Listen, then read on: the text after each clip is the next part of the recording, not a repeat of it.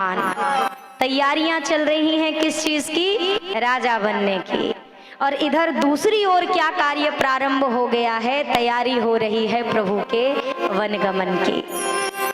श्री दशरथ जी महाराज आए, कैकेयी माँ से कहा, देवी आप ऐसे क्रोधित मत रहो, आपको पता है कल आपका राम राजा बनने वाला है। मैं बड़े आनंद में हूँ कैकेयी, आप आज मुझसे जो भी मांगोगे मैं आपको प्रदान करूंगा।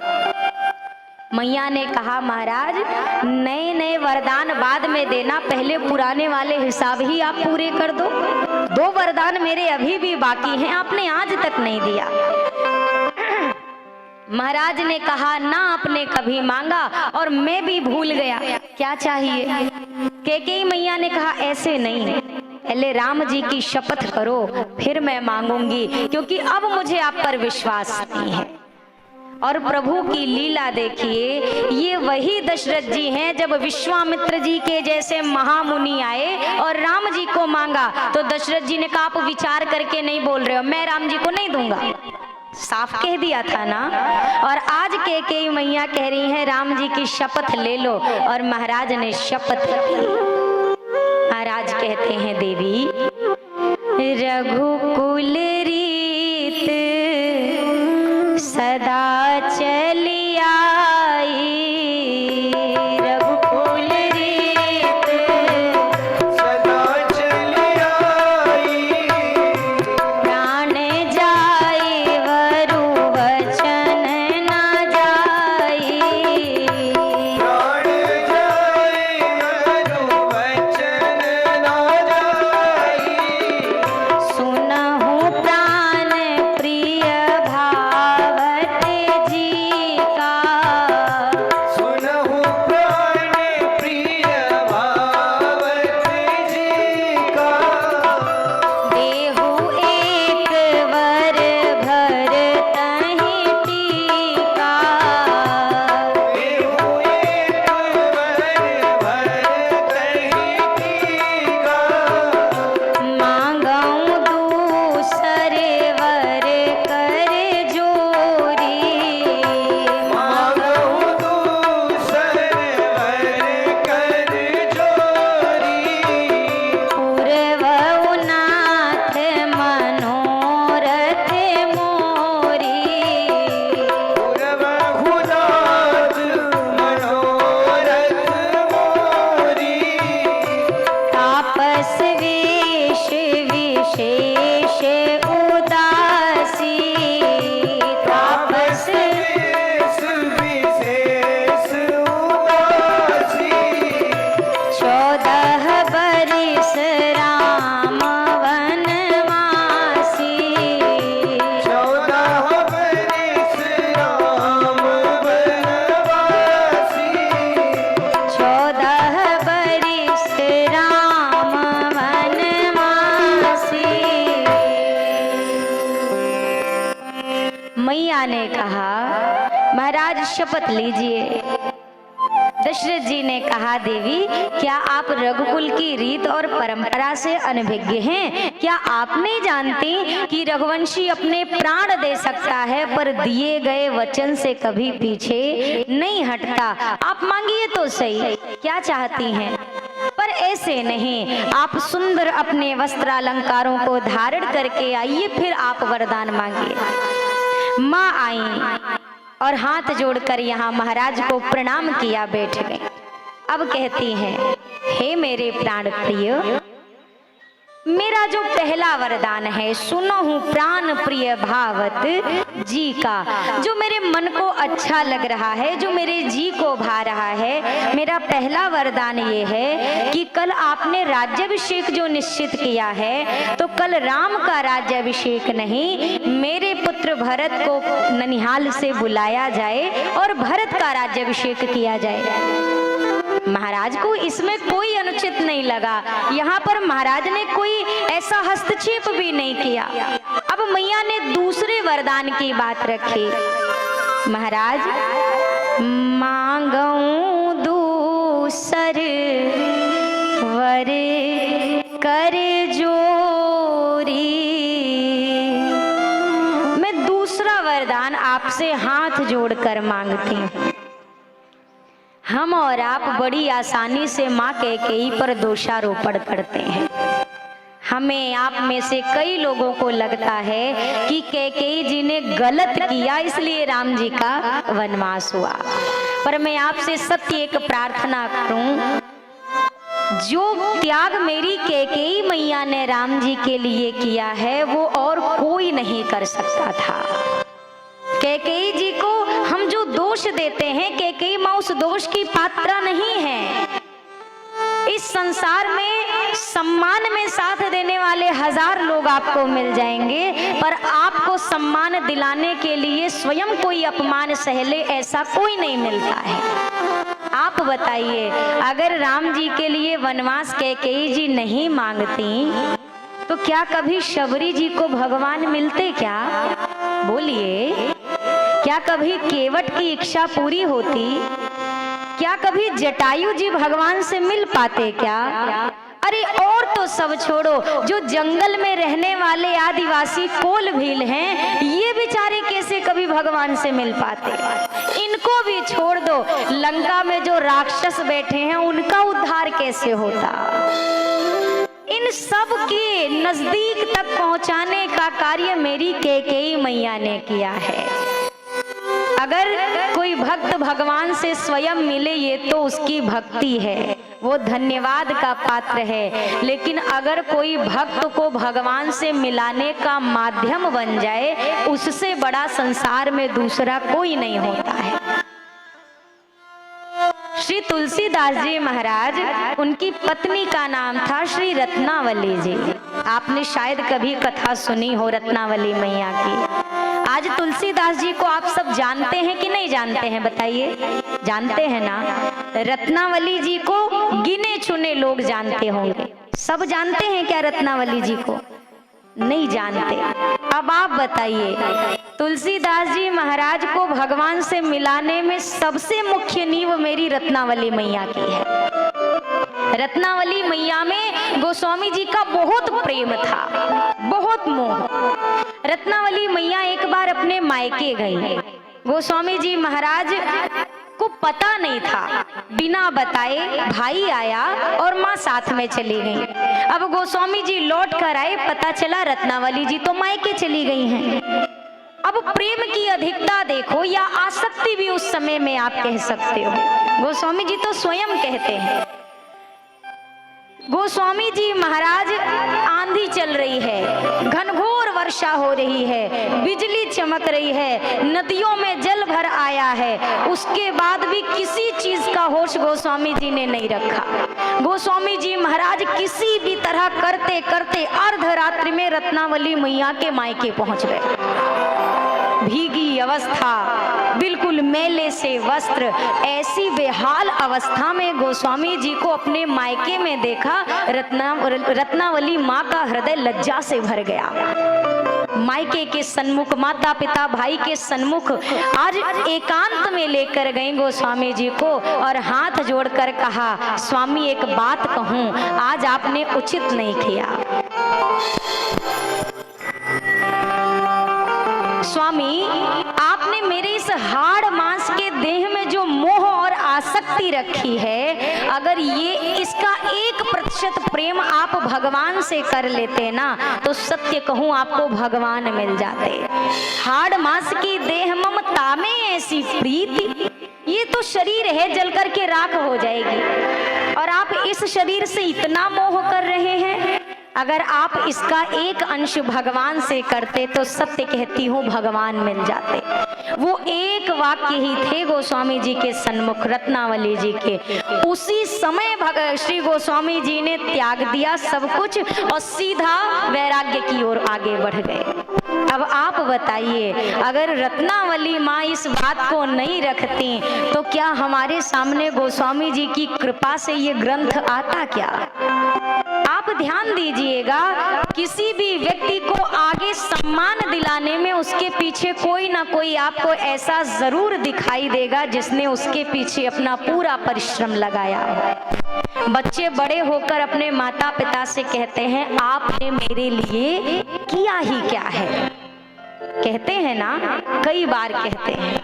और उस समय आप विचार करो माँ बाप के दिल पर क्या गुजरती होगी।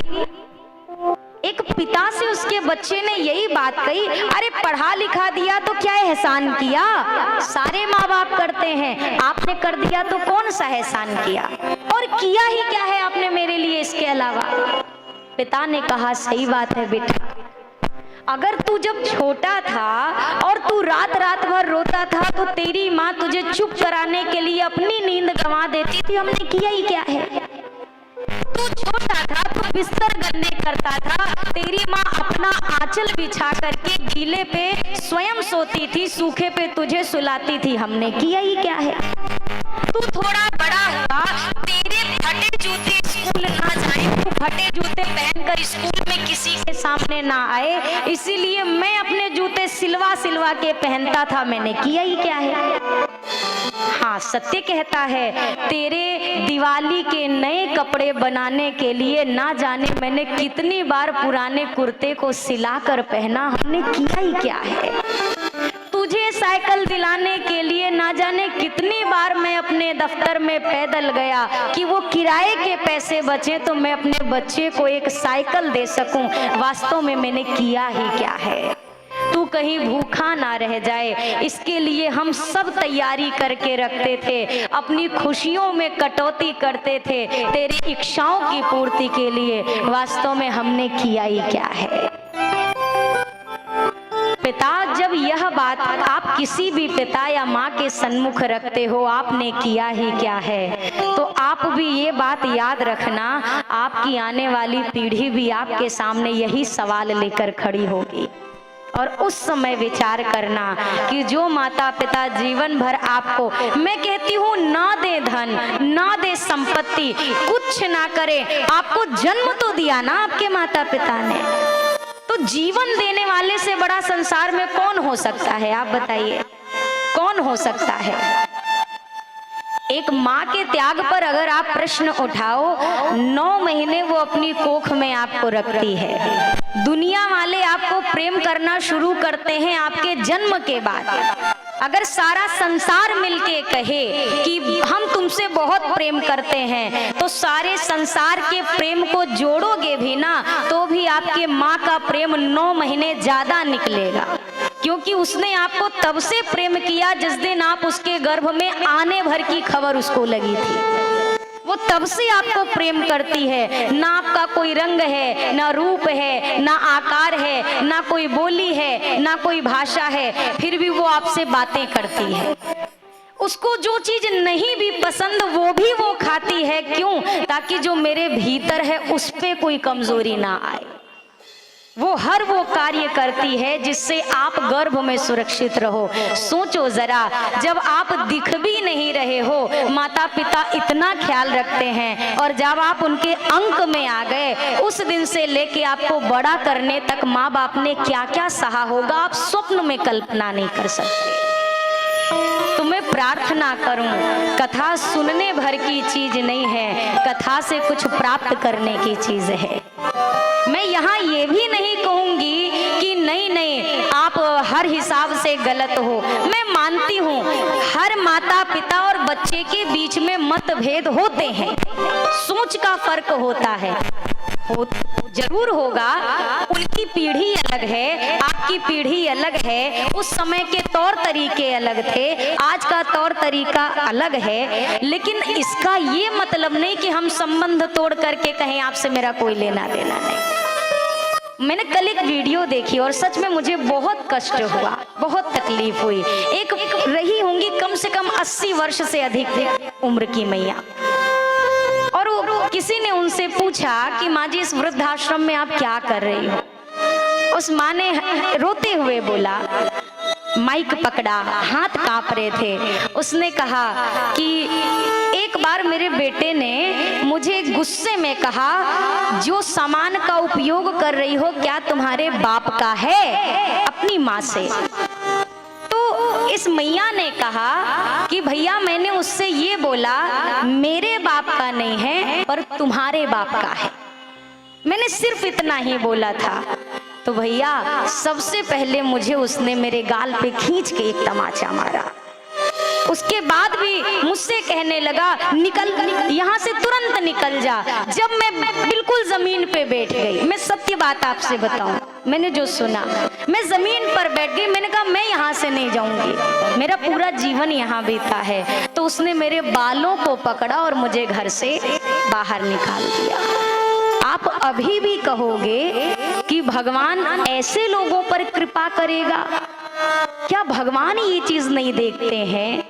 एक बात याद रखिएगा, अगर पाप करने वाला इंसान सुखी है तो समझ लीजिएगा भगवान समय से पहले उसका घड़ा भर रहा है। उसके कुछ पुण्य हैं जो उसे अभी सुख दे रहे हैं, और जैसे ये पुण्यों का खाता खत्म होगा अब उसका तारीख खुलेगा, अब उसकी वो डायरी खुलेगी जो अब तक भगवान ने बंद करके रखी थी। पुण्य का खाता जहां खत्म हुआ भैया, अब तुम्हारे कर्मों का भोग तुम्हारे सन्मुख आएगा। मैं निवेदन करूं, कोई भी हो, और यहाँ जितने माता पिता बैठे हैं, आप वयोवृद्ध हैं, मैं कुछ आपको ज्ञान देने योग्य नहीं, मैं सिर्फ आपसे प्रार्थना कर सकती हूँ। क्या प्रार्थना? कि मैया बाबूजी जिंदगी में किसी से आशा मत लगाओ। आपने अगर उम्मीद करी, मैं सत्य कहूं, आपकी उम्मीद आपको बहुत तकलीफ पहुंचाएगी। आप आशा मत करो, और अगर आपने उम्मीद नहीं करी और बच्चे लायक निकले, आप रोज भगवान का धन्यवाद करोगे। और अगर आप उम्मीद करके बैठे हमारा बच्चा खूब हमारी सेवा करेगा और बच्चा नालायक निकला, तो उसी भगवान के आगे सर पटक के रोते बैठोगे। सारी चीजों की जड़ आपकी उम्मीद है, आपकी आशा है। आप आशा मत करो ना। आशा एक राम जी से दूजी आशा छोड़ दे, नाता एक राम जी से दूजा नाता तोड़ दे।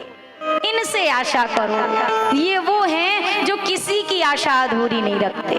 जीवन में किसी ने अगर गुस्से से भी बुलाया तो ये हाजिर हो गए, तो प्यार से बुलाओगे तो नहीं सुनेंगे, ऐसा हो ही नहीं सकता है। प्रेम से बस कहते रहो, हे राघव जी पकड़ लो बाँह रघुराई, नहीं तो डूब जाएंगे।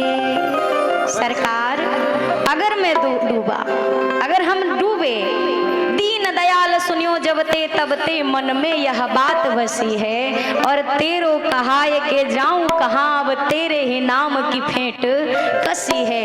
एक ही आसुरो तेरो मलूक, नहीं प्रभु सो कोई दूजो जसी है। ए हो मुरारी पुकारी कहूँ, अब मेरी हंसी नहीं तेरी हंसी है।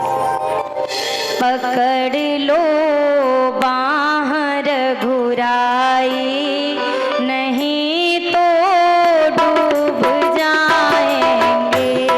पकड़ लो बाँह रघुराई, नहीं तो डूब जाएंगे। पकड़ लो बाँह रघुराई, नहीं तो डूब जाएंगे।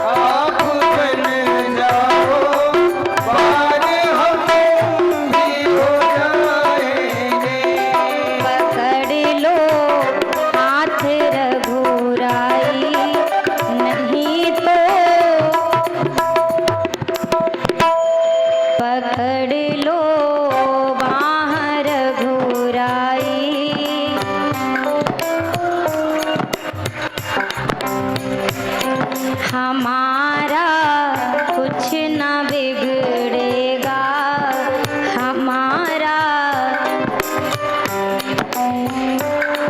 तुम्हारी लाज,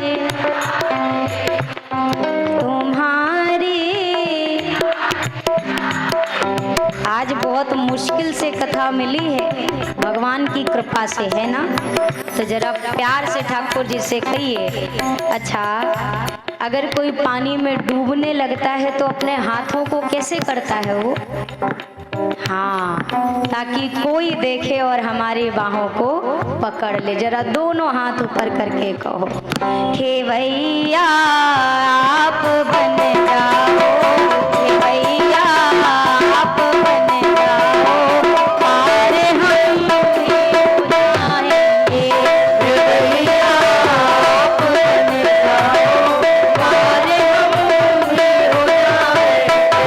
पकड़ लो बाहर बुराई, नहीं तो डूब जाएंगे। पकड़ लो बाहर बुराई, नहीं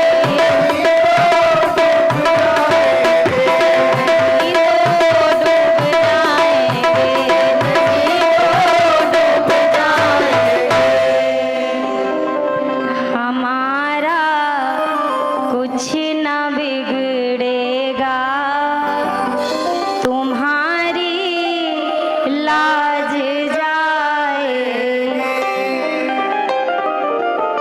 अगर किन्हीं साहब जी का बेटा नालायकों की तरह सड़क पे घूमने लगे तो बेटवा को कम गाली पड़ेगी वो साहब जी को, फलाने साहब का बेटा निकम्मा हो गया है।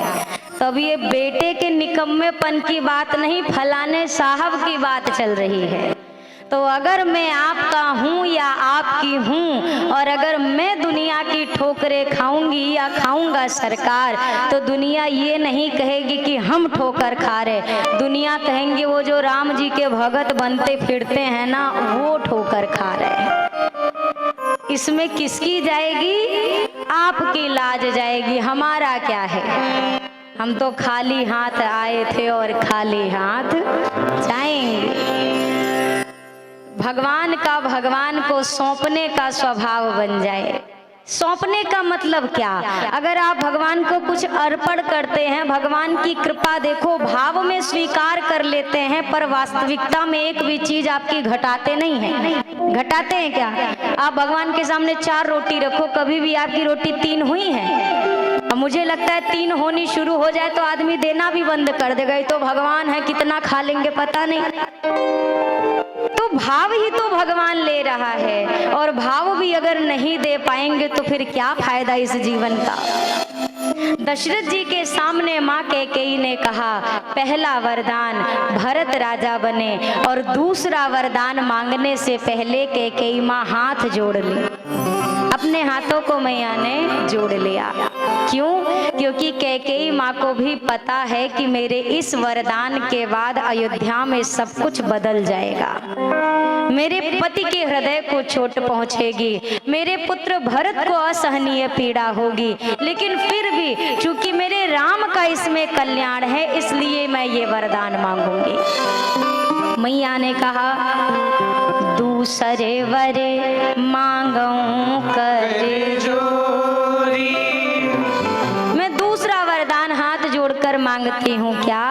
आप ना प्रभु राम को 14 वर्षों का वनवास दे दीजिए। यहाँ पर महाराज बोल पड़े, देवी राम ने ऐसा क्या किया है आपका अपराध? राम तो वो है जो शत्रु को भी प्यारा लगता है, जो अपना मुझे शत्रु मानते हैं वो भी राम की प्रशंसा करते हैं। और मेरे ऐसे राम ने आपका क्या ऐसा बिगाड़ दिया? आप उन्हें जंगल देने की बात कर रही हैं। मैया ने कहा, वो सब मैं नहीं जानती महाराज, बस मैं इतना जानती हूँ, प्रातः काल या तो आप मेरा शव देखोगे, और नहीं तो उसके पहले राम को इस राज्य से बाहर करके वनवास जाने की आज्ञा दो। दशरथ जी निढाल पड़े हैं। सुमंत जी जब आए तो कैकेयी मैया ने सुमंत जी से कहा, जाइए राम जी को बुला लाइए। सुमंत जी पहुंचे, राम जी ने प्रणाम किया। सुमंत जी ने कहा आपको कैकेयी जी ने याद किया है। राम जी आए मैया कैकेयी के भवन में। अब आप दर्शन करो, दशरथ जी महाराज बेसुध अवस्था में पड़े हैं, कैकेयी मैया निकट बैठी हैं। राम जी आए, पिताजी से दौड़कर नहीं पूछा कि पिताजी क्या हो गया, क्या हो गया, नहीं, माता को प्रणाम करके कह रहे हैं माँ मोहि कहो माँ तू ये तात दुख कारण। माँ ये पिताजी के दुख का कारण तो बताओ, क्या हो गया? जो भी इनको स्वस्थ करने का उपाय होगा ना माँ, मैं वो अवश्य करूंगा, आप मुझे आज्ञा दो। मेरे वो राघव जी जिन्होंने जीवन में कभी दुख देखना तो दूर सुना तक नहीं है, आज ये परिस्थिति देखकर कहते हैं पिताजी क्यों इस अवस्था में है। मैया ने अब वनवास की बात बता दी। आप विचार करिए, आपको कल पूरी प्रॉपर्टी आपके नाम लिखी जानी है। पंचायत में घोषणा कर दी है कि कल मैं अपने बच्चे को अपने पूरी जायदाद का वारिस बनाऊंगा। आप तैयारियों में हैं, आनंद में हैं, तब तक आपको खबर लग गई नहीं वसीयत तो बनेगी पर आपके लिए नहीं, वो वसीयत किसी और के नाम होगी और आपको बेदखल किया जा रहा है जायदाद से। हमारी क्या स्थिति होगी, क्या होगी? जो हमसे ये कहेगा पहले तो हमारा क्रोध उस पर फूटेगा, फिर अपने उन पिता पर, फिर पिता की अस्वस्थता भी नहीं नजर आएगी, पिता को जाकर कोसेंगे ये क्या बात हुई, क्या मजाक है क्या? राम जी से अभी माँ ने कुछ नहीं बोला। राम जी ने माँ को प्रणाम करके कहा क्यों पिताजी की ये स्थिति? अब कैकेयी मैया ने पूरी बात बता दी। राम, पिता ने तुम्हारे 2 वचन दिए थे, तो मैंने एक में भरत को राजा बनाने की मांग की है और दूसरे वरदान में आपके लिए 14 साल का वनवास मांगा है। पर राम जी की क्या स्थिति है? अभी तो थोड़े प्रसन्न थे, लेकिन जब वनवास की बात सुने तो प्रभु का मुखचंद्र और खिल गया। क्यों? माँ, मैं तो पहले ही सोच रहा था कि मैं तो वैसे भी तीनों भाइयों में सबसे बड़ा हूँ, राजा बन के और बड़ा हो जाता, पर माँ अब अगर मेरा भरत मेरा अनुज राजा बनेगा तो मैं तो बड़ा हूँ ही, मैं कहाँ छोटा हो रहा हूँ, मैं तो पद से ही बड़ा हूँ, पर माँ मेरा भरत राजा बन जाएगा तो मुझे बड़ा आनंद आएगा, मेरे भाइयों को भी वो बड़प्पन मिलेगा जो वो प्राप्त करने के अधिकारी हैं। और सत्य कहूँ माँ, सन्यासी से अच्छा राजा दुनिया में कोई नहीं होता, मेरे भरत के जैसा संत कहाँ है दूसरा कोई? अभी तक माँ कह रहे थे, अब कहते हैं माँ सुनु जननी सोई सुते बड़े भागी, जे पितु मातु वचन अनुरागी। अभी क्या कहा थोड़ी देर पहले? मोहि कहूँ मातु।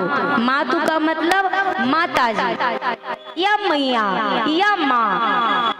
अब दूसरी बार जब वनवास की बात सुन ली, अब राम जी के शब्द कहते हैं सुनो जननी। जननी किसे कहते हैं जानते हैं? जो जन्म देने वाली होती है वो जननी कहलाती है। जैसे आप यहाँ पर जो भी मेरे माँ के समकक्ष में है, मैं आपको मैया जी कह सकती हूँ, मैं आपको माँ जी भी कह सकती हूँ, पर मैं आपको जननी नहीं कह सकती, वो केवल मैं अपनी माँ को संबोधित करूँगी।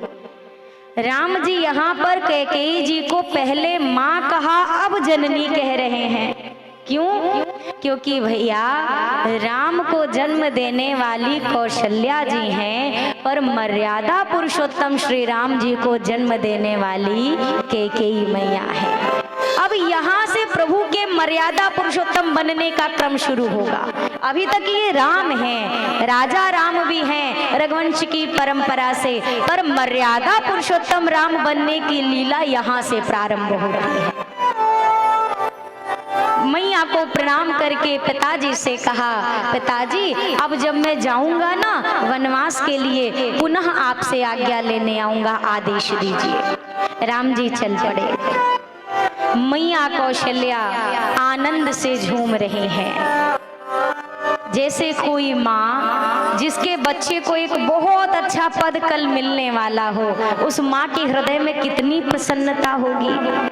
अपने हाथ से कौशल्या जी भोग बना रही हैं, तैयारियां कर रही हैं। राम जी तब तक आते हुए दिखाई दिए। कौशल्या माँ ने कहा, अच्छा हुआ लाल आ गया, अब ऐसा कर पुत्र जल्दी से कुछ पालो, नहीं तो दिन भर जो भी राज्याभिषेक की विधियां होंगी तो मेरा लल्ला भूखा रह जाएगा। वो तैयारियों में लगी हैं। जैसे जाने लगी, राम जी ने माँ का हाथ पकड़ लिया, बोला माँ एक बात तो सुन, तुझसे कुछ बात कहनी है। मैया ने कहा, जल्दी कर, मुझे आज बहुत कार्य है, समय नहीं है। आज तेरा राज्याभिषेक होना है, आज मेरा बेटा राजा बनेगा, मैं बड़ी प्रसन्न हूँ, थोड़ी शीघ्रता से बता लल्ला क्या बात है। राम जी ने धीरे से कहा, माँ मैं आज राजा बन रहा हूँ, मुझे राज्य भी मिल रहा है, पर माँ अब मुझे अयोध्या का ये छोटा नहीं, मुझे मेरे पिता ने जंगल का बड़ा राज्य दे दिया है। शब्द ये नहीं कह रहे पिता ने वनवास दे दिया, मुझे जंगल भेज रहे हैं, माँ क्या करूं, आदेश है जाना पड़ेगा। शब्द माँ ये अयोध्या का राज्य छोटा है, अब पिता ने मुझे, पिता दीन मोहि कानन राजू, तो मैं बड़ा हूं ना माँ, इसीलिए पिताजी ने निर्णय लिया कि मुझे बड़ा राज्य दिया जाए, मैं जंगल का राजा बनाया जा रहा हूँ। माँ के हाथों से पात्र छूट गया, आंखों में आंसू भर आए। अब माँ कौशल्या अपने आप को उस स्थिति में पा रही हैं, एक तरफ पति का वचन है, एक तरफ पुत्र का प्रेम है। माँ बीच में खड़ी हैं। राघव जी ने कहा, माँ आप बताओ ना, ठीक है अब मैं चलूं, मुझे आज्ञा दे दो, मुझे विलंब नहीं करना। मैया कौशल्या कहती हैं, लाल मैं आज उस स्थिति में हूँ जैसे कोई सांप जब किसी छछूंदर को निगल लेता है, मुख में रख ले, तो वो धर्म संकट में आ जाता है। कहते हैं अगर उस छछूंदर को वो निगलेगा तो मर जाएगा, उगलेगा तो अंधा हो जाएगा, वही स्थिति मेरी है। आज मैं पति के वचनों का परित्याग नहीं करा सकती। मैया कौशल्या ने कहा, और उस पर भी राघव, अगर सिर्फ तुम्हारे पिता ने ये वचन कहे हैं रघुनंदन, तो यकीन करो मैं तुम्हारी माँ हूँ, पुत्र पर, संतान पर पिता से ज्यादा उसकी माँ का अधिकार होता है, मैं उस अधिकार से तुम्हें अयोध्या में रोकूंगी। तब तक राघव जी ने कहा, माँ मेरी मैया कैकेयी की भी यही इच्छा है। अब माँ कौशल्या मौन हो गई। मैया ने कहा, रघुनंदन अब मेरे पास कोई अधिकार नहीं है पुत्र, जिस अधिकार के कारण मैं तुम्हें रोक सकूं। एक माँ का अधिकार था, लेकिन अगर तुम्हारी माँ ने भी यही बोला कि तुम वन में जाओ तो तुम फिर जाओ। मैया कौशल्या कहती हैं, पुत्र मैं माँ हूँ, साथ ही एक पत्नी हूँ, मैं आज ये भी नहीं कह सकती कि बेटा वन मत जा, पर ये भी नहीं कह सकती कि बेटा वन चला जा। राम अब मैं सिर्फ इतना कह सकती हूँ कि लाल अगर आज आप इस अयोध्या से जा रहे हो तो ये तेरी जननी के वचन हैं, तेरी जननी का आशीर्वाद है रघुनंदन। वो जंगल ही तुम्हें करोड़ों अयोध्या से ज्यादा सुख प्रदान करे, ये मेरा हृदय से आशीर्वाद है। मैया कौशल्या नेत्रों में अश्रु भरे विलाप कर रहे, तब तक जानकी मैया आ गई।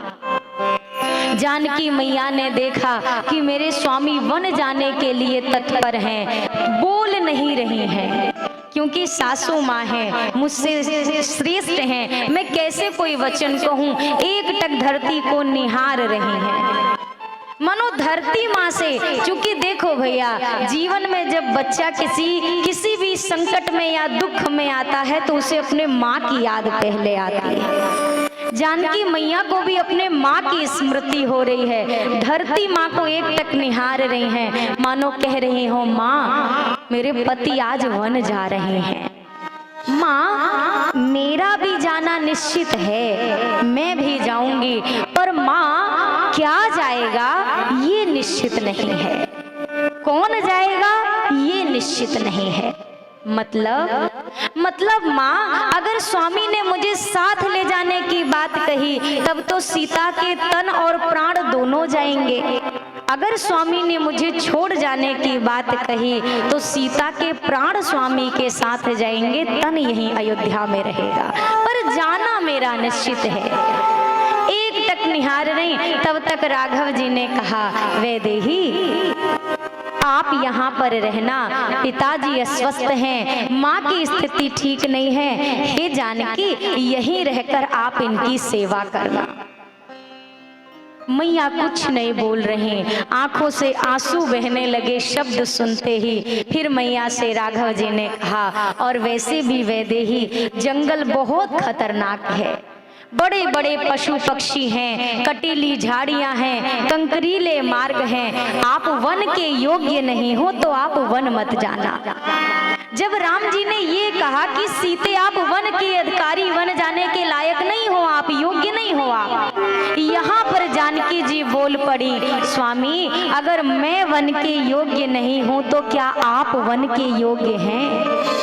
क्या आपके लिए ये जंगल सही है? अगर मैं सुकुमारी हूँ तो क्या आप में वो कोमलता नहीं? आप भी तो उस योग्य नहीं, फिर क्यों जा रहे हैं? राघव जी मौन हो गए, बोला ठीक है आप भी साथ चलो। लक्ष्मण जी दौड़ करके आए, दौड़े दौड़े आए। अब राम जी ने लक्ष्मण जी से कहा, लक्ष्मण भैया भरत नहीं है, पिताजी निढाल पड़े हैं, माता भी स्वस्थ नहीं है, अब एक तुम हो जिसको अयोध्या की संभाल करनी है। तुम यहाँ रहना, माता पिता का ख्याल रखना, ध्यान रखना, उनको चिंता मत होने देना। इतना सुनते ही लक्ष्मण जी बोल पड़े, माता पिता? कौन माता, कौन से पिता? राम जी ने कहा, अरे भैया हमारे माता पिता। लक्ष्मण जी ने कहा, नहीं प्रभु, आपके सिवा मैं किसी माता पिता को जानता ही नहीं हूँ।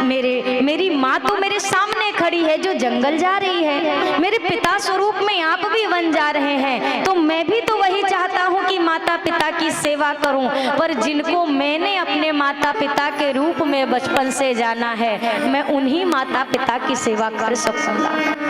राम जी ने कहा, जाकर के सुमित्रा जी से आज्ञा ले आओ। सुमित्रा मैया के पास लक्ष्मण जी पहुंचे। सुमित्रा माँ से जाकर कहा, माँ भैया अयोध्या छोड़कर जा रहे हैं, मैं भी जा रहा हूँ। इतना बोलकर प्रणाम करके लक्ष्मण जी निकल गए महल से। इतनी जल्दी क्यों है? ऐसा ना हो कि राम जी मुझे छोड़कर कहीं चले जाएं। शीघ्रता से निकले। सुमित्रा जी ने कहा, लक्ष्मण यहाँ आओ। क्या कहा तुमने? कौन कहाँ जा रहा है? लक्ष्मण जी ने कहा, माँ भैया अयोध्या छोड़कर जा रहे हैं, मैं भी उनके साथ जा रहा हूँ। सुमित्रा मैया ने कहा, हो ही नहीं सकता, राम कभी अयोध्या छोड़ ही नहीं सकता। लक्ष्मण जी ने कहा, माँ मैं सत्य कह रहा हूँ कि कई माँ ने वरदान मांगा है, भैया अयोध्या से जा रहे हैं, छोड़कर अयोध्या। सुमित्रा जी ने कहा, लक्ष्मण राम अयोध्या से नहीं है, अयोध्या राम से है। तुम कह रहे हो कि राम अयोध्या से जा रहे हैं जंगल में, तो लक्ष्मण ये याद रखना कि आज के बाद ये अयोध्या नहीं रहेगी, ये जंगल बन जाएगा जहां से राम जा रहा है, और वो जंगल अयोध्या बन जाएगी जहां पर राम रहेगा। राम और अयोध्या तो अलग नहीं हो सकते। उर्मिला मैया के विषय में चर्चा आती है। उर्मिला माँ ने आरती की थाल सजाई है, स्वामी को दिव्य शुभ कामनाओं के साथ विदा करूं, पर लक्ष्मण भैया इतने वेग में कि कहीं राघव जी चले ना जाएं, महल से निकल गए। हमने संतों से सुना है भैया कि 14 वर्षों तक उसी दीपक को जलाकर उर्मिला मैया ने लखन लाल के आने की प्रतीक्षा की है। आगे जब यात्रा प्रारंभ हुई, समस्त अयोध्यापुर वासी आ गए, प्रभु आपके बिना हम क्या करेंगे, हम भी साथ चलेंगे। जहां आप हो वहां हमारी अयोध्या है। राम जी अयोध्या से गुरु जी के आश्रम तक पैदल गए, पूरी अयोध्या भी पैदल पैदल गई। और इधर गुरु जी के आश्रम से दशरथ जी ने सुमंत जी को भेजा था कि आप राम को रथ पर लेकर जाओ, बहुत सुकुमार हैं तीनों, जंगल के कष्ट झेले नहीं जाएंगे। 3-4 दिन जंगल घुमा के हे सुमंत मेरे राम को वापस ले आना। सुमंत जी ने निवेदन करके रथ पर बिठाया। अब अयोध्यावासी पागलों की तरह रथ के पीछे पीछे भाग रहे हैं। रथ के पीछे जब चलने लगे, भगवान ने देखा सभी चलते चलते बेहाल है। तमसा के तट पर भगवान ने विश्राम लिया। अयोध्यापुरवासी रथ के आगे लेटे हुए हैं, कहीं ऐसा ना हो भगवान रथ पर बैठकर आगे चले जाएं। निद्रा में थक हार कर सो गए और कुछ प्रभु ने अपनी माया का ऐसा प्रभाव डाला कि लोग गहन निद्रा में चले गए। जैसे निद्रा के वश हुए, सुमंत जी से राघव जी ने कहा, हे तात अब रथ को आगे बढ़ाओ। रथ आगे बढ़े। जरा हम विचार करें, मैया कौशल्या के हृदय पर कैसी पीड़ा रही होगी। पति इस अवस्था में, पुत्र वधू चली गई, पुत्र चला गया, छोटा पुत्र तक आज जंगल की ओर बढ़ चला है। आज मैया कौशल्या को धीरज धराया जा रहा, पर माँ के हृदय को कौन समझाए, जबकि माँ जानती है कि मेरा राम जीव नहीं है, जगदीश है। फिर भी राम लखन सिया वन को चले गए।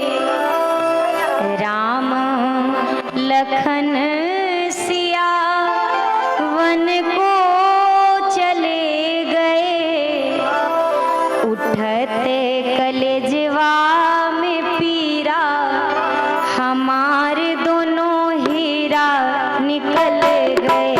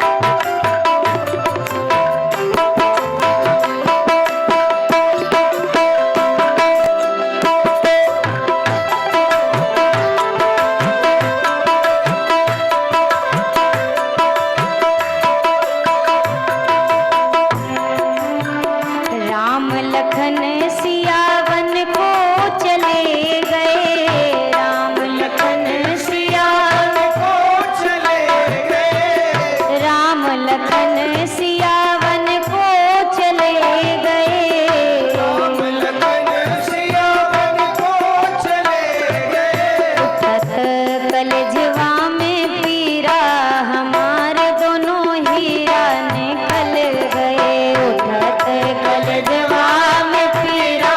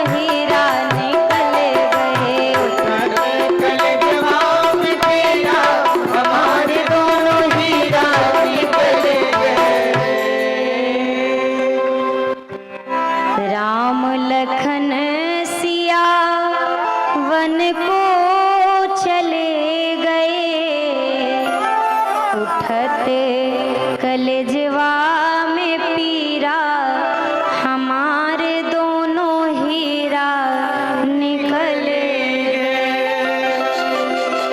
समस्त अयोध्यापुरवासी पीछे पीछे गए तो, पर प्रभु ने विचार किया ये कब तक मेरे पीछे चल पाएंगे।